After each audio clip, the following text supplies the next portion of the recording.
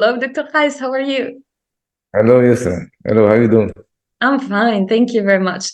So let me express how happy I am to have you still in Zoom. Still I haven't really recognized Excellentia Institute to attend with you your sessions, but E- Everything in its time, so it's coming. Inshallah. So I will manage to recognize the institute and attend with you your sessions devoted for professional development, and we'll talk more about what you do professionally speaking. But to whoever's listening to us, so I have with me Dr. Qais, who has a PhD in human resources and is a lecturer and a university teacher. Now he is the owner and founder of Excellentia Institute. And let me briefly mention how I came across your profile, Dr. Qais. It was thanks to the whatever you do online, whatever you share, and most specifically, it was during the COVID period.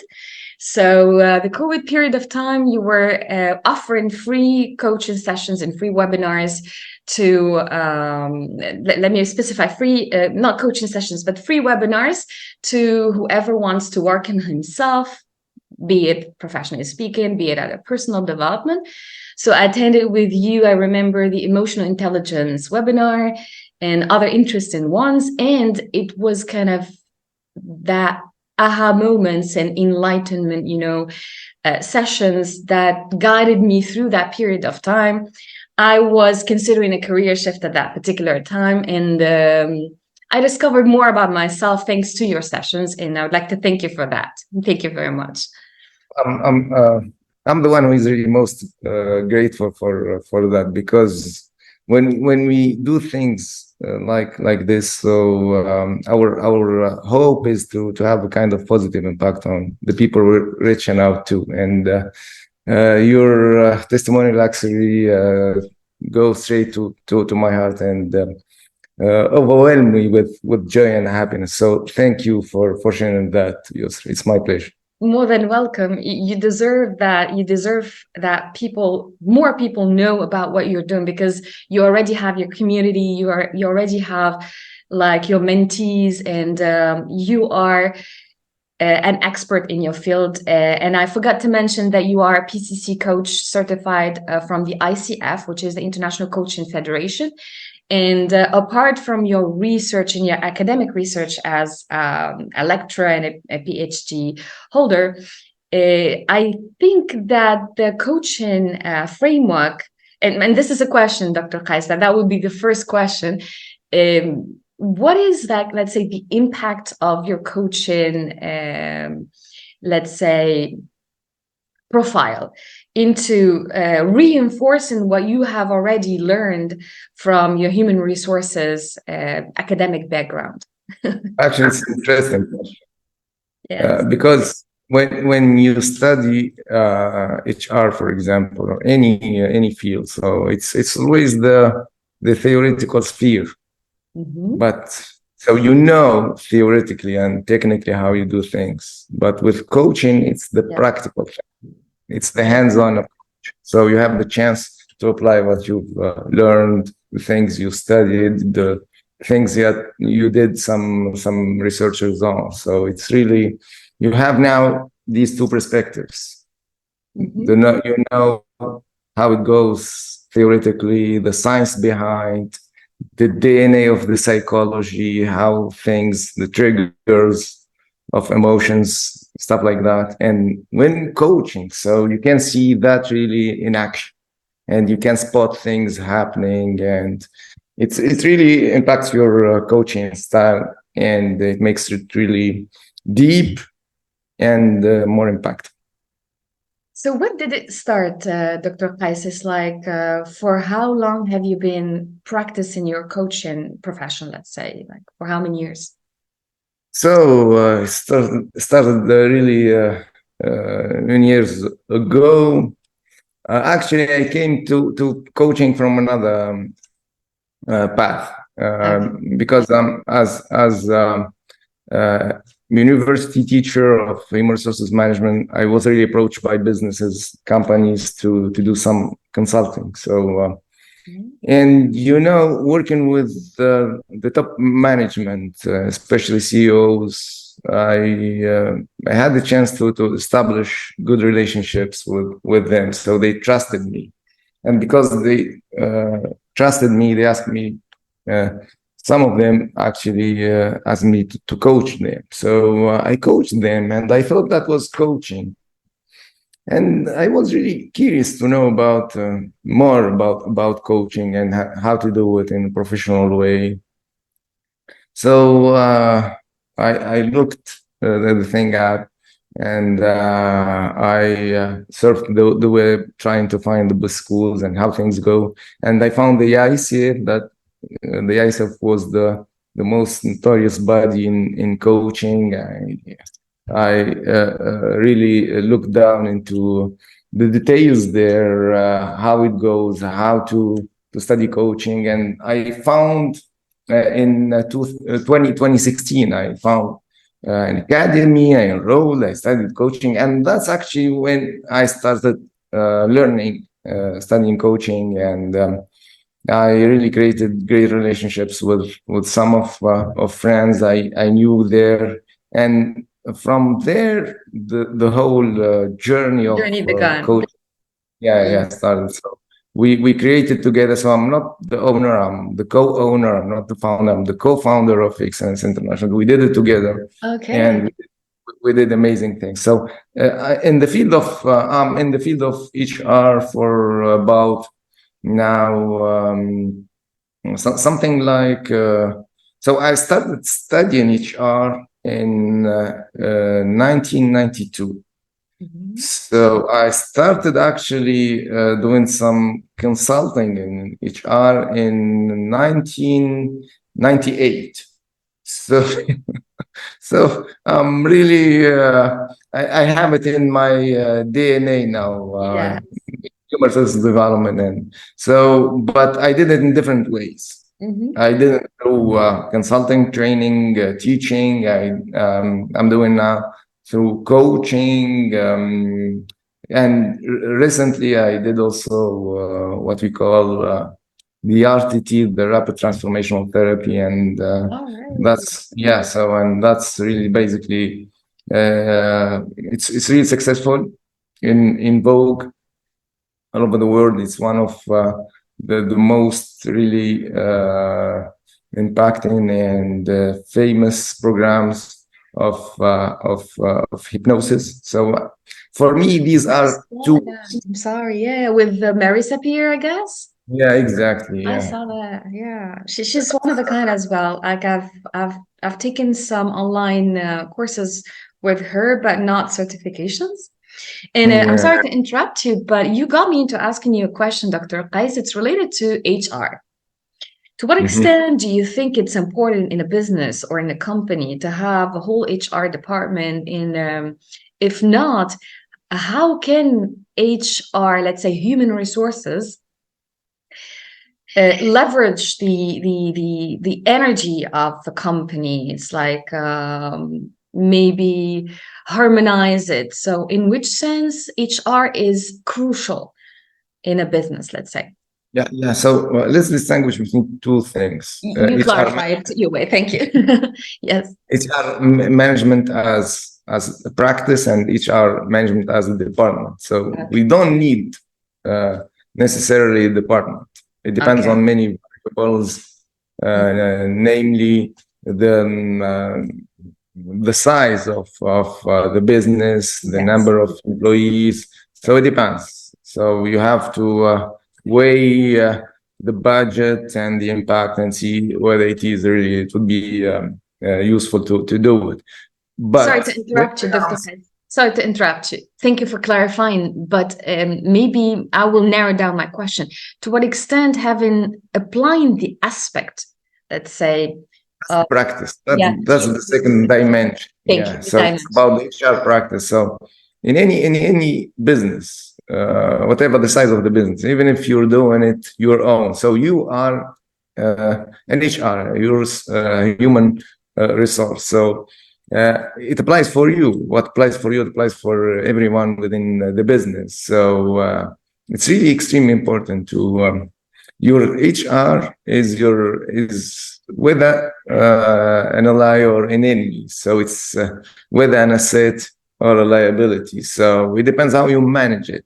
Yeah. So when you have people, and it's really a process, so you need to be careful with that process, and it starts with hiring. So you need to know what people to bring on board, how they can relate to the business, what are their values, how much they believe in what you're doing, how much they are fit to the job.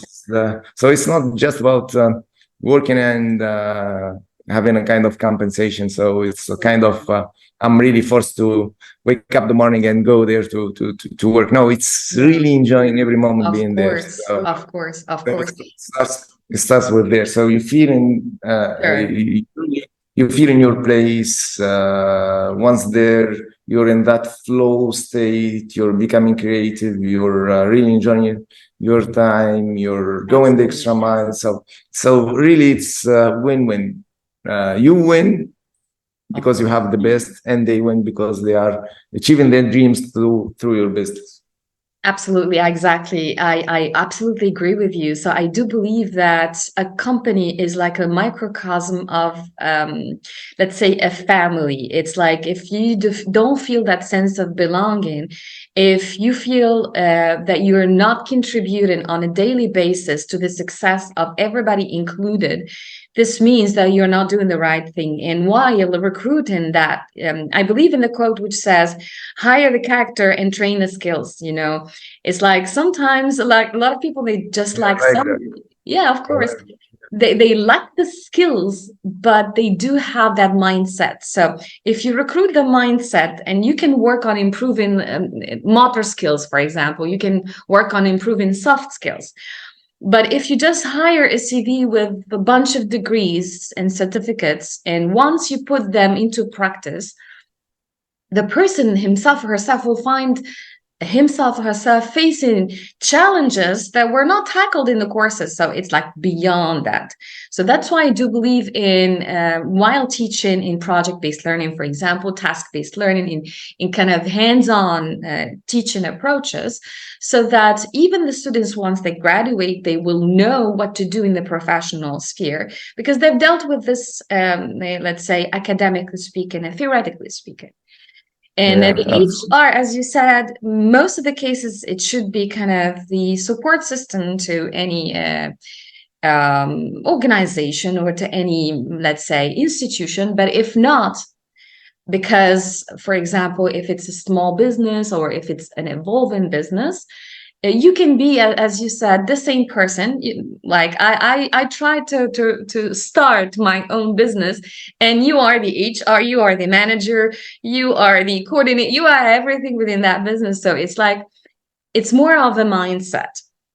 It's like human resources. So just like we deal with budgets and with material resources, I think the human resources are much more valuable, because you can have the best budget in the world and do not recruit people who are fit into the job. It's like you'll be facing a lot of challenges to kind of upgrade that business. Yeah, and really, actually, there is a lot of things to say, actually. One of the things that cross my mind now is the fact that even the HR department is really evolving in terms of its focus, how it looks to human beings, and the amazing thing is that now we look at people as whole, as not just employees, and we move away from that segmented approach and perspective on how we look to our employees, that they are here for just 8 hours, and that's the kind of transactional relationship we have with them. They do their best here, they give us their best during that time. We care of them during. So actually, we're really actually moving away from that perspective, because we learn new thing, that as human beings, really we can be motivated when it comes to our work, but if we're empty, we're running on empty, and we were suffering elsewhere. Yes. We're suffering because of really something outside the work, couples problems, Personal financial problems. Yes. financial problems, losses, and stuff like that. So really, it will for sure impact our performance when it comes to work, because even if we love our work and we're ready to give it all. So the question here, what is that all if I'm running on empty? So I have nothing. So that's why we're moving now to and it's really amazing when you see companies labeling their department, HR department, as happiness department. So Yeah, even countries, sometimes, yes. Yeah, in some countries they do. They have ministries for happiness. You know that yeah, in the UAE, I think they have a whole ministry for happiness. And yeah, I'm taking a course for to be a happiness coach, by the way. It's yeah. online. I don't care if it's accredited or not, but I'm getting all the skills necessary for that. You know. And statistics are amazing here. When you look at the OCD statistics and ratings, you see kind of correlation between happiness index. So you see that the Scandinavian countries are at the top of that scale, and same. So they are on the top of countries who are productive, more productive, and enjoying reliable and functional educative system. So it goes together. So happiness, education, performance, GDP, economic growth. So it all these are really all correlated. Since I'm talking to an expert in the field, I can allow myself to ask you a very specific question related to HR and happiness. So let's say not happiness, but I prefer to use the word equilibrium. Let's kind of having that kind of balance within a company. Like, did you came across, or do you have an idea about, let's say, the secret potion towards having the best work environment ever? And we can link this to KaiZen as well, and a positive improvement. So in order for a company to evolve in a positive sense, what do you think are the set of habits, positive habits that should be adopted? As an example, if you came across this maybe in the past, or maybe if you taught this as a lecturer. So from your background, how do you think is the secret potion towards achieving the equilibrium within a work environment?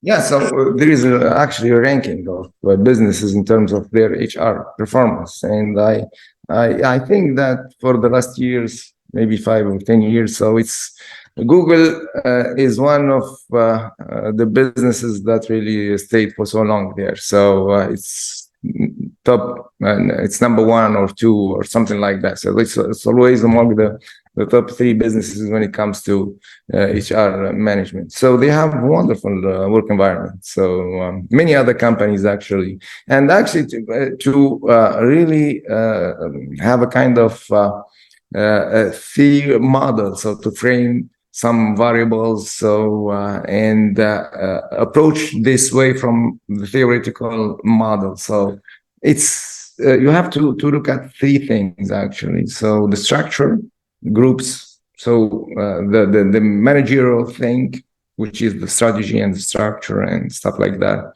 The other thing is people as groups and people as individuals. So these are the lens we should see through to improve and to know exactly to really conceive, to craft an ideal and move step by step toward that ideal using KaiZen for example. So you need to be aware of your strategy, or when it comes to strategy, so it's about the policy and strategy. It's about your values, knowing yourself, knowing your values, having a dream, having a mission, and breaking that down into steps, measurable steps, sequential steps, being able to be clear about the role, the mission of each individual within that chain value. So the value chain. So it's that value chain. So you need to be clear about that, and from that you move to job, to the organizational chart, job description, stuff like that, KPIs, key performance indicators, key behavior indicators. Yes. And now we move to the second and third level focus aspects, which are groups, the dynamic of the group there, speaking about formal and informal leaders. Who are the leaders there? What kind of group dynamic to install and create there? How to communicate, how to manage our conflicts, how to use these conflicts to nourish our creative thoughts and imagination. So, and focus on people. So focus on individuals. So you see, it's not one thing. It's many things that we need to take in consideration and work on simultaneously to move onward. So, for example, you can have the best employee. So he's really passionate about the job. He's really motivated. He's willing to give it all what it takes to really improve, flourish, and bring the highest performance level expected by the business. But if the work environment is not really that motivating, so it's frustrating, and maybe he will resign, he will quit, and maybe it's not the environment. He's really enjoying a good environment, people there, welcoming people, friendly people, team players. But the thing is that he's not clear about the mission of his job, the goals to achieve. So he's really running everywhere. He's not clear about what he or she should target and achieve. Maybe he's achieving something by the end of the year. We tell him, look, you that's not exactly what was asked from you. So that's why it will be really, you'll have a kind of not positive frustration assessment. So he'll be frustrated. So it's really, we need to look at the whole thing. And by the way, we can't talk about HR strategy if we don't have a corporate strategy. So it's really many things at the same time. I know. Thanks for clarifying whatever needs to be clarified. And I really like the approach. And I want to elaborate on what you said on two different aspects. The first one, I'm just going to keep my personal experience at a second standpoint, but I will start with what you said in having clear set goals, which means as a team, and as management, let's say, delegating is important, because sometimes if one person does a lot of things, he or she can be overwhelmed. Second, it's like having clear set objectives to be evaluated by the end of the year. And so that once we reach, let's say, the time spent expected, we can evaluate the progress. It's like having clear set objects from the beginning so that to know what to evaluate by the end. It's not like we just try this and we see how it goes. So having real clear goals is important. Second is like teamwork, the group dynamics. If it's like I've tried this exercise very, very recently with my students. It's an exercise where they have to collaborate without using any verbal communication. It's called the paper chain. They had to use only one hand to create a paper chain, and they had to collaborate, all of them together. So I'll send you the link. Maybe I can add the link to the podcast afterwards. Is that one person cuts the paper, the other person uses a stapler to assemble it. And it's like, they really enjoyed it. My students, my master degree students, enjoyed it so much. And they asked, can we have more time to create like a longer paper chain? It's like, we project this towards management and teamwork.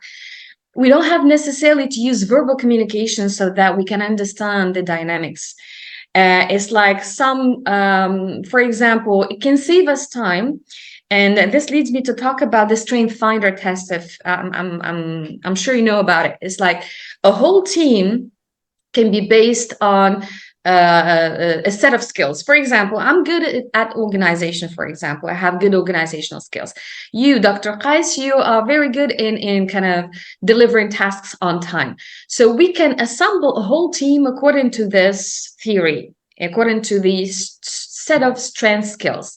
I've learned this in Turkey from the Istanbul International School, and I give them the credit for this.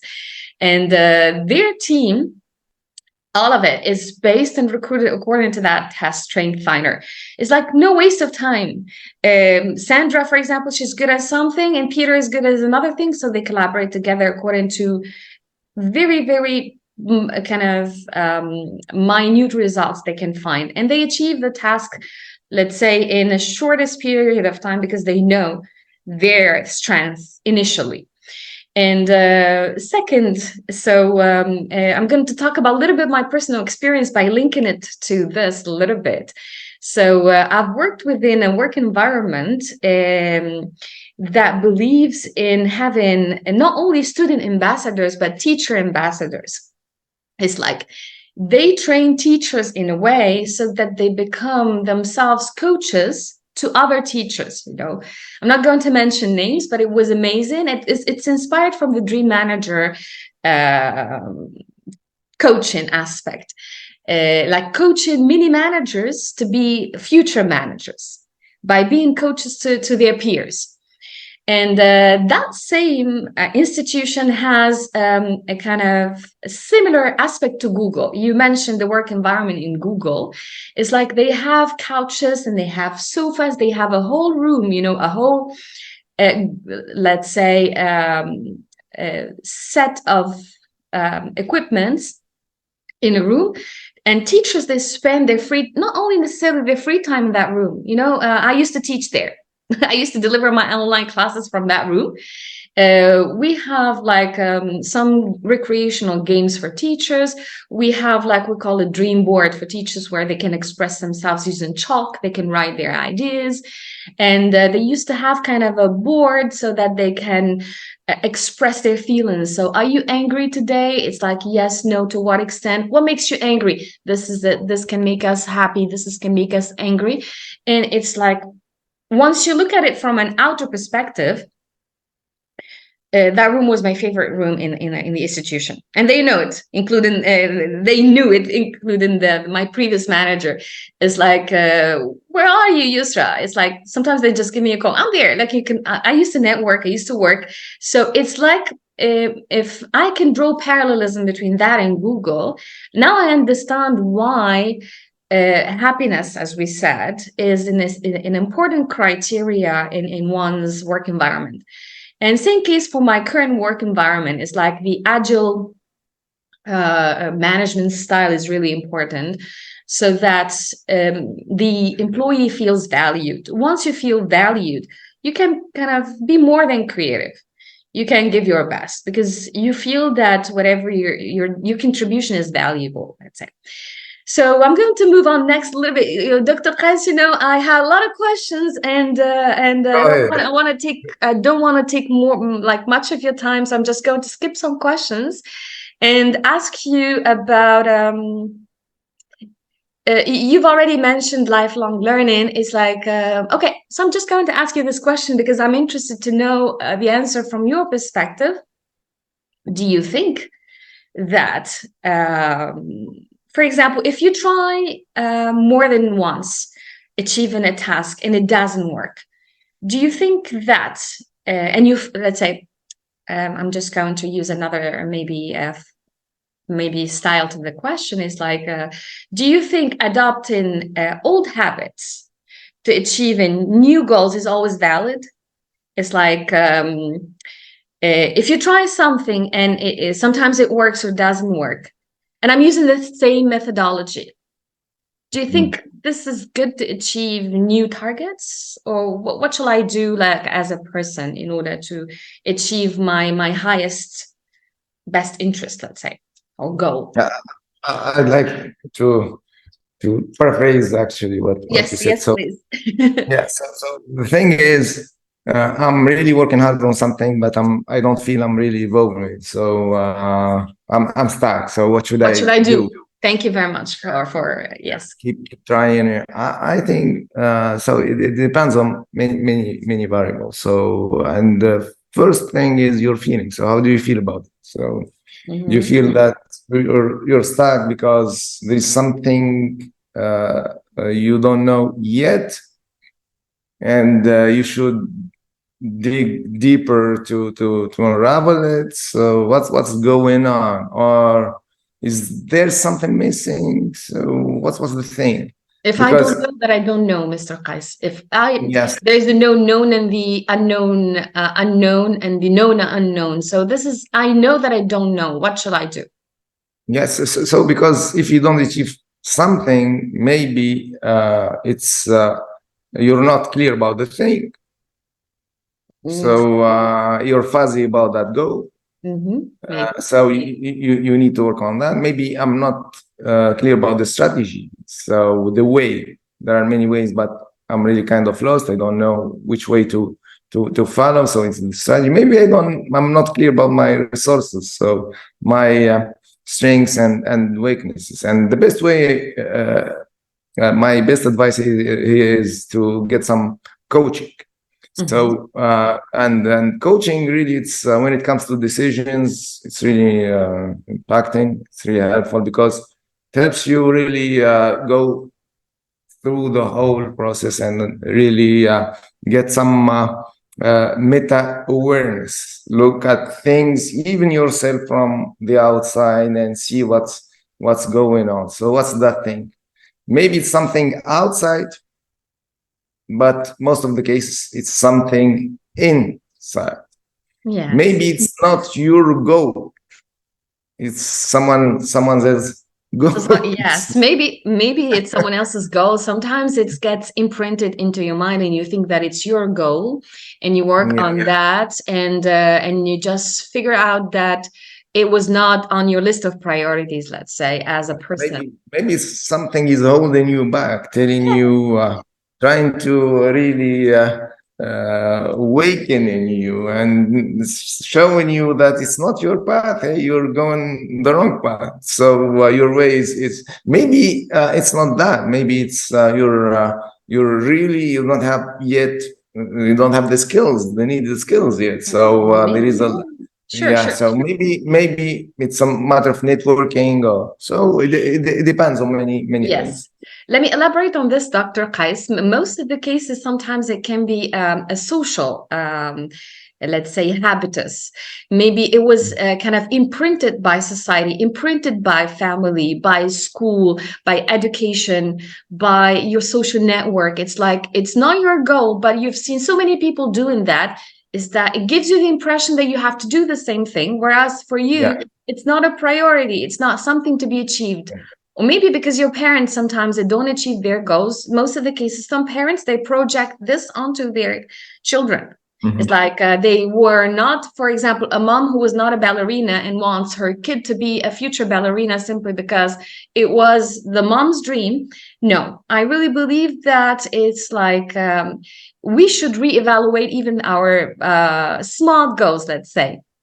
It's like, are they measurable? Can we achieve them in the least possible wave time? And are they initially our goals, let's say? It's not, we don't do that because society wants us to do that. Yeah, that's what we call social proof, or the social conditioning. So yes, some people just get married because society wants them to get married. They want to do a PhD because no, that is what is imposed by kind of let's say the dynamics of the environment they were educated in. But people can excel according to their own, let's say, not criteria, but set of beliefs. Dr. Kais, I don't know if you still have time to elaborate with me. I know you're so very busy, but technically speaking, we do have 2 minutes. So, let me wrap up quickly, but because I had a lot of questions and I really wanted to talk maybe if not today, maybe another time, and with you on other aspects. And my last question would be Kaizen and coaching. If we try to draw a link between coaching as a process and a positive improvement, as I did not really introduce the word Kaizen today, it's like a combination of two words which has Japanese origins. And so etymologically speaking, the word means Kai means change, Zen, just like the word Zen, positive, nice. So together it means positive improvement. How can coaching help any person in achieving the Kaizen? Let's say. So it's about really and Kaizen. It's always it's about asking or keep asking questions about how to improve things, and that's coaching. Yes, for So example. keep asking questions. So, and that we have coaching and we have self-coaching. So if you're really asking these questions, or you're coaching yourself on into improvement and growth. So, and actually we can be, there is interesting theory. It's called the flow theory by Mihaly. So, and it's really all it's about that. It's keeping really improving and growing. And so I can see the spirit of Kaizen there. Yes, and by coaching, for example, like do you recommend starting with some reflection questions if someone is like on autopilot and kind of coaching themselves? Like, is it good to start with some reflection questions and then start from there, or what is the initial point, let's say? So coaching is a tool, and a tool you can use it through different techniques. So I can coach myself using a journal. So journaling and writing down my thoughts and asking questions. I can self-coach and coach myself by having some kind of meditation first, and getting really empty my mind from distractions, and then start really visualizing my ideal when it comes to myself, to my work, and then asking questions about how to get there. So you can use different techniques, maybe, and that would be really useful. You can coach yourself, and as I said, so coaching is really a tool, and you can use different techniques to get a coach. And one of the things you can do if the stakes are high is to hire a professional coach. So that would be really useful. Great. Thank you very much. And actually, that's why I like coaching, by the way. I started taking courses myself. I've attended with you, and I consider attending, like not attending, I would consider taking some modules, let's say, to get certified in the, let's say, on the long run, inshallah, hopefully in the future. And I don't see better than your institute, honestly, and better than your mindset, because like that's really touching. Thank you. It's like if you don't see the clearer mindset and the growth mindset in the person who is coaching you, it's like I guess you won't be evolving. And I did this by myself, and doing it with the right team and with the right person is amazing. And apart from the professional background, because I see coaching as inclusive, it's like personal, professional, at all levels.